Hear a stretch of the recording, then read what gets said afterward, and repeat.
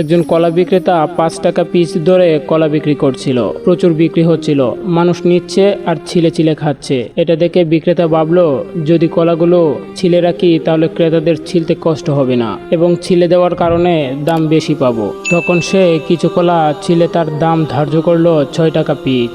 এখন ক্রেতারা এসে তার কাছে দাম জিজ্ঞাসা করলে সে বলছে এগুলো ৫ টাকা আর ছিলাগুলো ৬ টাকা।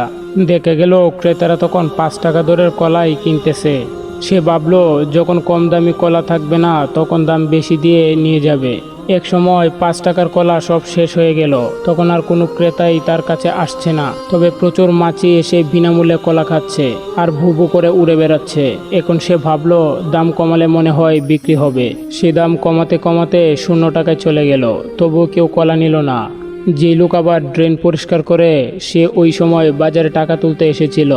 ছিলা কলাগুলো তার নজরে পড়ে গেল।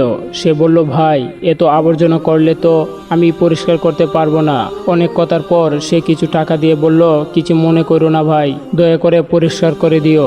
শুনো মেয়েরা, আমি মূলত কোনো কলা বিক্রেতার গল্প শোনাতে আসিনি, বর্তমান যুগে মেয়েদের অবস্থার কথা বলতে এসেছি।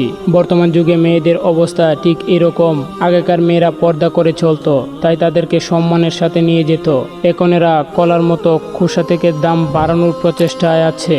দাম তো বাড়ছেই না, বরং কিছু মাছি জাতীয় জন্তু তাদের ওপরে বসে চুষে চুষে খেয়ে উড়ে পালাচ্ছে। আর এরা নিজেদের দাম বাড়াতে গিয়ে এতটাই কমে যাচ্ছে যে এদেরকে লক্ষাধিক টাকা দিয়ে পার করাতে হচ্ছে। নারীর মর্যাদা পর্দায় কমে না, বেপর্দায় কমে। আল্লাহ পাক আমাদেরকে বোঝার তৌফিক দান করুক, আমিন।